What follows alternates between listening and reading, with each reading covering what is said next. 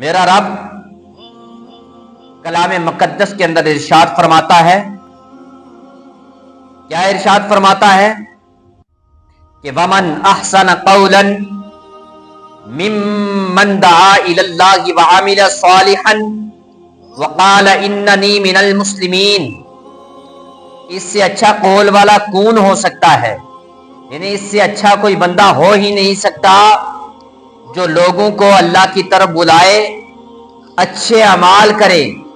یعنی بلانا کیا ہوا؟ مقصد یہ، اس کا اشارہ یہ کہ جو لوگ اذان دیتا ہے، لوگوں کو نماز کے لیے بلاتا ہے، اس کی طرف اشارہ ہے۔ اور قرآن کہتا ہے کہ اس سے اچھا کوئی ہو ہی نہیں سکتا۔ سبحان اللہ۔ اور جس کے بارے میں قرآن کہہ دے، جس کے بارے میں فرمان رسول جو ہے ہمارے پاس موجود ہو، جس کے بارے میں رب کا قرآن کہتا ہو، رب کا فرمان جو ہے نازل ہوا ہو کہ جو اذان دینے والا بندہ ہے، جو لوگوں کو نماز کے لیے بلانے والا ہے، قرآن کہہ رہا ہے کہ اس سے اچھا کوئی ہو ہی نہیں سکتا۔ مطلب یہ کہنے کا کہ یہ ایک بڑا عظمت والا، رفعت والا، بلندی والا شخص ہے رب جسے اذان دینے کی توفیق بخشتا ہے۔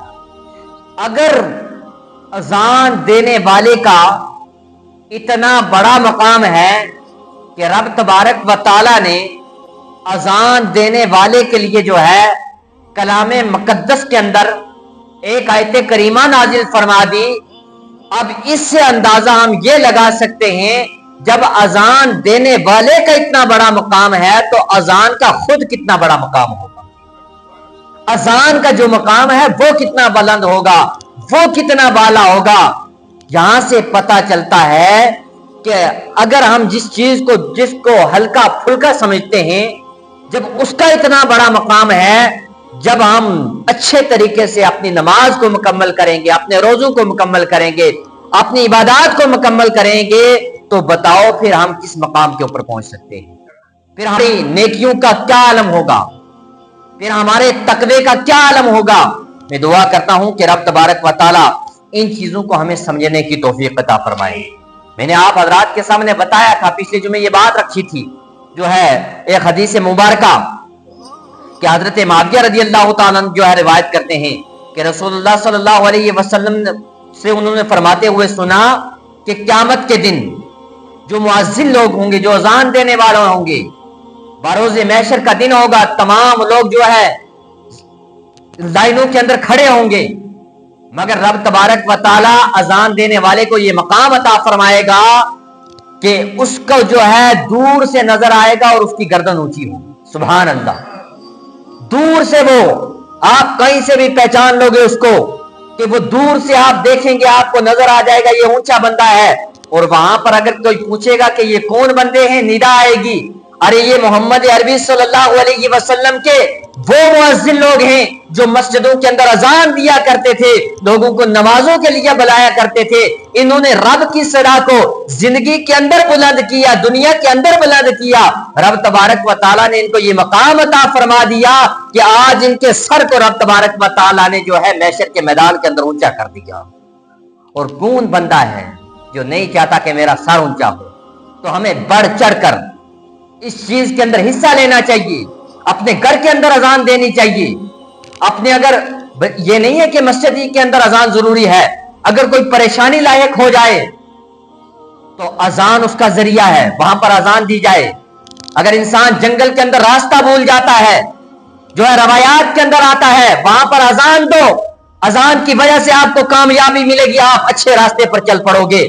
اور اس کے بعد روایات کے اندر آتا ہے، اگر کہیں پر آگ کنٹرول نہ ہو رہی ہو، کسی گھر کے اندر آگ لگ چکی ہو، کسی کھیت کے اندر آگ لگ چکی ہو، روایات کے اندر آتا ہے وہاں پر اذان دینا شروع کر دو، جو ہے آگ وہ کنٹرول کے اندر آ جائے گی۔ تو پتہ چلا کہ اذان کا کتنا بڑا مقام ہے، کتنا بڑا مرتبہ ہے۔ ارے جو اذان کی وجہ سے جو اذان ہے وہ آگ کو جو ہے قبضے کے اندر لا سکتی ہے، اس کو کنٹرول کے اندر اگر کر سکتی ہے، تو پتہ چلا کہ اذان کے اندر جو پاور ہے، جو طاقت ہے، اس کا کوئی مقابلہ نہیں کر سکتا۔ تو پتہ چلا اذان کی شان ہی والا ہے، اذان کی شان ہی نرالی ہے۔ تو ہمیں جو ہے اذان کے مقام کو سمجھنا چاہیے.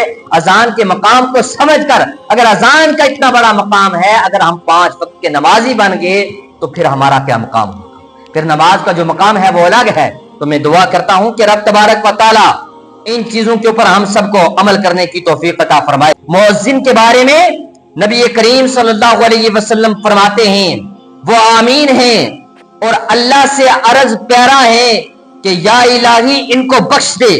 ذرا غور فرمائیے کہ جس کے حق میں سرور کائنات ہمارے پیارے رسول صلی اللہ علیہ وسلم مغفرت کی دعا کریں, مغفرت کی دعا کریں, کیا اس کی بخشش میں کسی قسم کا کوئی شک موجود رہ سکتا ہے؟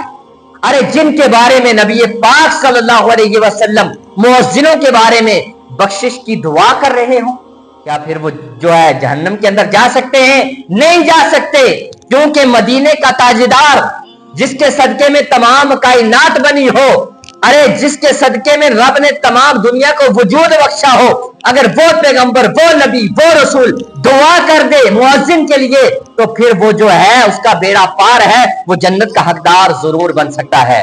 اور جو حدیث رسول ہے وہ کبھی غلط ہو ہی نہیں سکتی. اور پتہ چلا یہاں سے کہ جس کے بارے میں نبی پاک صلی اللہ علیہ وسلم دعا کر رہے ہوں پھر اس کا مقام کیا ہوگا, پھر اس کا مرتبہ کیا ہوگا. اور خوش بخت ہیں وہ لوگ جن کے حق میں نبی کریم صلی اللہ علیہ وسلم دستے دعا پھیلاتے ہیں. سبحان اللہ, خوش بخت ہیں وہ لوگ, کیونکہ ابھی دعا کے الفاظ آپ کے منہ سے جدا بھی نہیں ہو پاتے. جب نبی دعا کرتا ہے, جب رسول دعا کرتا ہے, جدا بھی نہیں ہو پاتے, ان پر مستجابیت کی اسٹمپ اور مہر لگا دی جاتی کہ وہ دعا رد ہی نہیں ہو سکتی. اور جس کے بارے میں نبی پاک نے دعا کی ہو پھر وہ دنیا کے اندر بھی چمکتا ہوا نظر آتا ہے اور انشاءاللہ آخرت میں بھی چمکتا ہوا نظر آئے گا.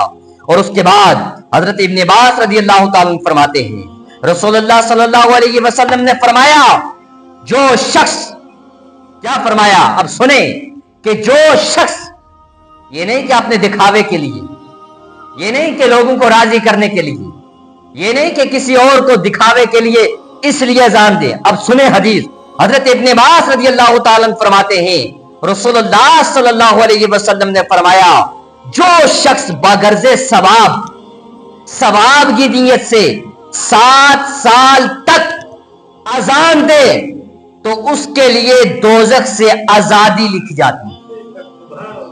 اس کے لیے دوزخ سے آزادی لکھ دی جاتی ہے. پتہ چلا اگر کوئی ثواب کی نیت سے اذان دے گا وہ جہنم کے اندر جا ہی نہیں سکتا, مور لگ جائے گی کہ یہ ضرور جنت کا حقدار ہے, اس کو جنت کی ٹکٹ مل جائے گی. تو پتہ چلا کہ اذان کا کتنا بڑا مقام ہے.